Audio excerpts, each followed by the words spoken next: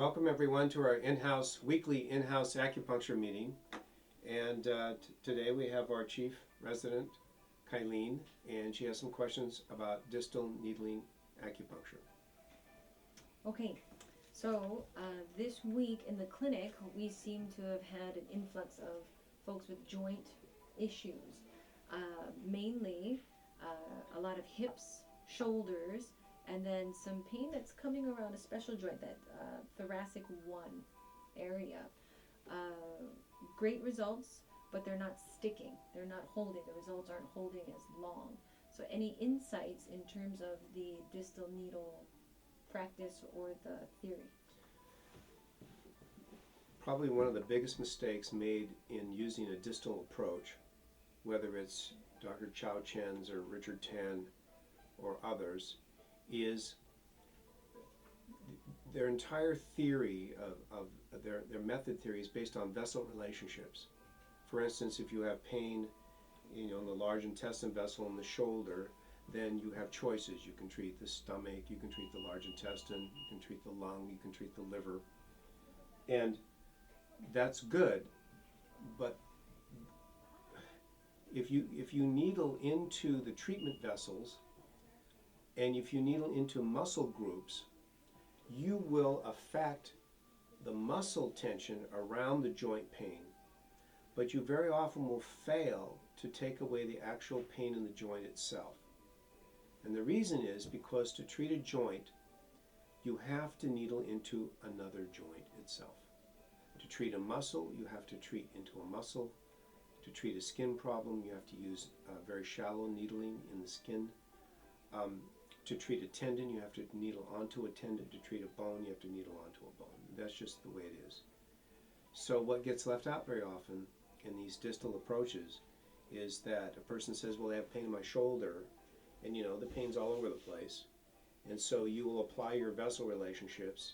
They'll say, well, where's the pain? Well, it's in the large intestine, it's on the sand jowl, it's maybe in the lung, and so forth.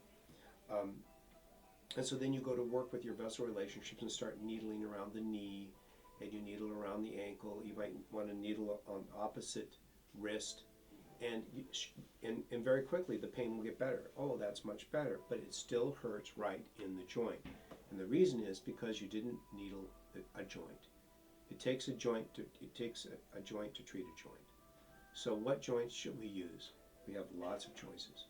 You want to choose one where you can stick a needle into, basically bury an inch to certainly an inch and a half needle all the way into the joint, and that has a huge effect. So let's take shoulder first. Okay, where would you needle if the pain still is in the shoulder? Well, you can go onto the same side. You can take the same arm as the pain in the shoulder, and you can take this small intestine 5, I believe it is, right here.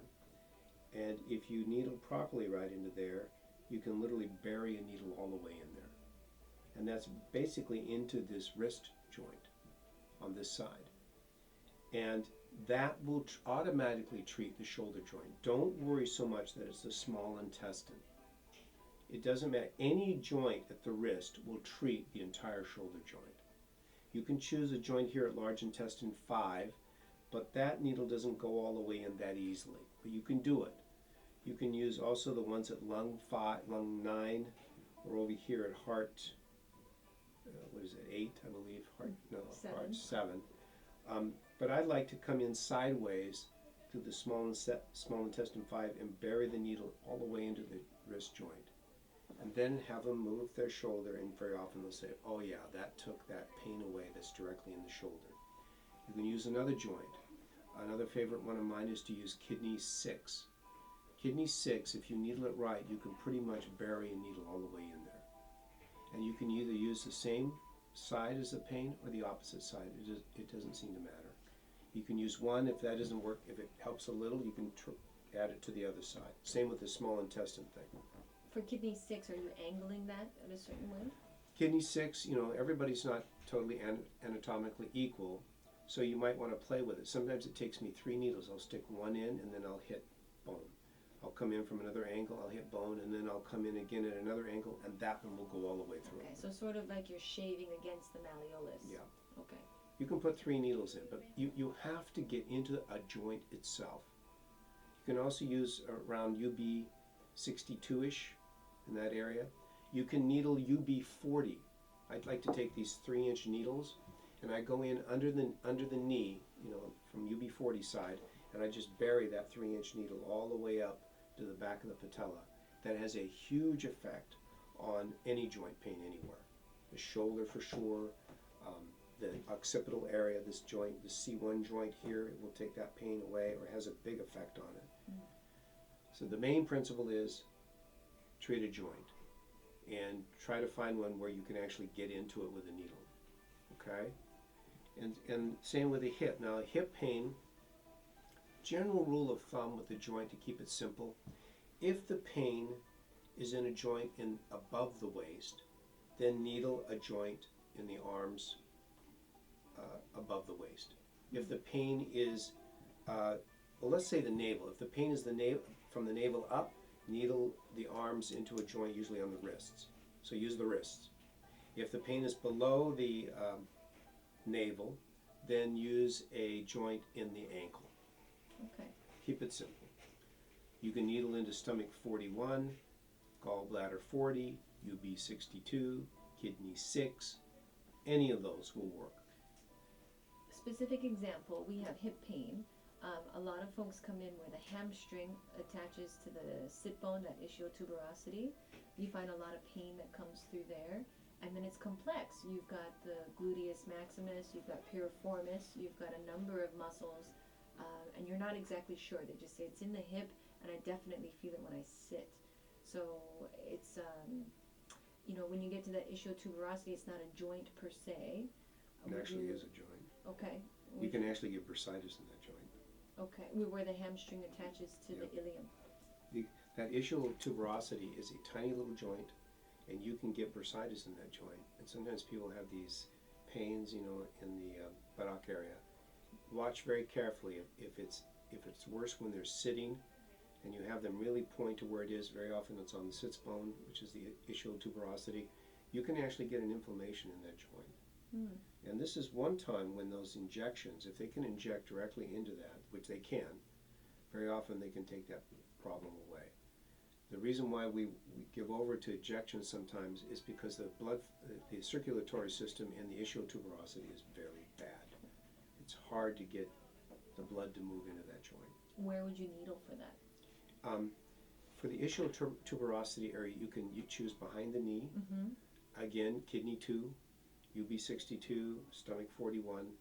But if you bury a needle, kidney 6, if you bury a needle into kidney 6 on both sides, generally it will feel better immediately, and then add a 3-inch needle at UB 40 on both sides. Okay. And make sure that UB 40 needle that 3-inch needle goes all the way up there. I know, it sounds fun. You can sneak it in before they know what's going on. And then peel your patient to the ceiling. Okay. Okay, the last pain that was in our clinic this week that we were going through, a lot of T1 pain. So right up at the very top, the base of the neck, at the top of the back, the connection point for the shoulder, there just seems to be so many options. And again, good results, but they just weren't sticking. Okay.